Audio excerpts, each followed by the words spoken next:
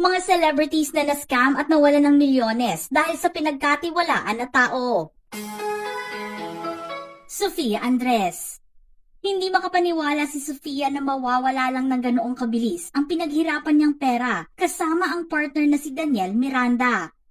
Nabalita kasi noong isang araw na nagpatulong ang aktres sa kanyang mga followers para mahanap ang isang tao na binigyan niya ng tiwala at tutulong sana para matapos nila ang ipinapatayong dream house.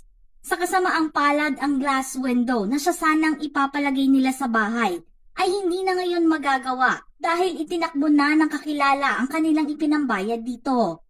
Hindi na kasi sila sinipot ng kinilalang si Annalisa Salem matapos matanggap ang buong bayad para sa mga bintana. Kasalukuyan pa rin hinahanap ng mga otoridad ang salarin. Chris Aquino. Malaking panghihinayang ang naramdaman ni Chris noong magtiwala ito sa isang kaibigan na ginawa na rin niyang business manager at partner. Naatasan niya si Nico Falsis na mag-handle ng kanyang mga negosyo. Maayos naman sila noong una, hanggang sa dumating ang araw ng ilabas ni Chris sa publiko ang pagtraidor sa kanya ng itinuring na kaibigan. Taong 2019 nang kasuhan ni Chris si Nico ng qualified theft. Nalaman kasi niya na ang kinita ng kanyang mga negosyo ay nagamit di umano ni Nico sa personal nitong interes. Dahil sa naranasan ni Chris, dumanas siya ng matinding karamdaman dahil sa stress. Pero di nagtagal ay naging maayos na sila ni Nico. Nangyari ito bago matapos ang taong 2019. Mikey Quintos and Paul Salas. Estafa naman ang inihain na reklamo ni na Mikey Quintos at Paul Salas noong nakaraang taon laban sa isang cryptocurrency group dahil sa paglabag nito sa syndicated estafa.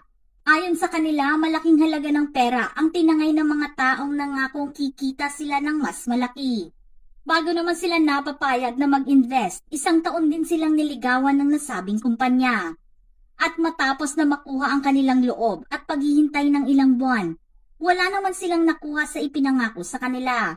Damay din sa cryptocurrency scam na ito ang ilang mga estudyante ng isang kilalang universidad sa bansa, Sunshine Cruz. Isang Brunei-based businesswoman ang sangkot sa panluloko sa aktres na si Sunshine Cruz. Natangayan kasi siya ng malaking halaga ng pera matapos na mag-invest sa isang negosyo. Nasa 3 milyong piso rin ang nakuha kay Sunshine noong 2016. Hindi ito nahirapan na magpasok ng pera dahil ilang mga celebrities na rin ang nakatrabaho ng businesswoman noon. Para naman kay Sunshine matatapos na sana ang problema kung nakipag-usap lang ang negosyante sa kanya ng personal. Ngunit hindi raw ito nangyari, kaya pinaubayan na lang niya ang lahat sa korte. Tom Rodriguez. Malaking kontrobersiya ang kinasangkutan ng aktor na siyang naging mitsa di umano nang hiwalayan nila ni Carla Abellana. May kinalaman ito sa pera na pinaghirapan nilang dalawa. Ayon sa balita, ibinigay ni Tom ang kanyang tiwala sa isang kaibigan na nagsabing mapapalago nila ang perang ipapasok as investment. Nasa 20 million pesos din ang natangay sa aktor na siyang gagamitin sana nilang pambili ng rest house. Wala nang nagawa si Tom sa pangyayari dahil hindi na niya mahabol ang kaibigan na nanloko sa kanya. Diego Loizaga. Ang perang napanalunan sa isang game show ang nagbigay ng malaking problema kay Diego. Dahil ginusto pa nitong lumaki ito, ininvest niya ang kanyang pera. Pinagkatiwalaan niya ang taong nagsabi sa kanya na maganda ang magiging kita kapag siya ay nag-invest. Subalit hindi niya inaasahan na isa pala itong scam. Imbis na lumaki ang halaga ng kanyang pera, ay wala siyang nakuhang tubo dito. Pinagsisihan ni Diego ang ginawa at sinabing isang kasakiman ang paghahangad ng mas malaki kaysa sa naibigay sa kanya. Nico Natividad. Ang 4 na milyong piso naman na pagmamay-ari ni Nico ay nawala na lang ng isang iglap dahil sa isang investment scam. Sinabi niyang naloko siya ng isang babae na kanyang pinagkatiwalaan. Isinapubliko niya ang tungkol dito para magsilbing aral sa marami. Aniya, nawala ang malaking halaga ng pera na kanyang pinag-ipunan dahil hinangad niya ang mas malaking kita. Binigyan niya ng payo ang publiko na huwag mabilis mahulog sa imbitasyon ng iba o ng kakilala lalo na kung imposible itong mangyari. Nagkaroon naman ng depresyon si Nico dahil sa pangyayari. Claudine Barreto. Taong 2007 nang harapin ni Claudine ang isang balita na nagdadawit sa pangalan niya at nooy asawa na si Raymart Santiago. Naging biktima kasi sila ng isang investment scam at hindi pa nila alam ito noong umpisa. Ang Frank Swiss investment ay hindi nila pinagdudahan na isang scam dahil maganda ang feedback dito.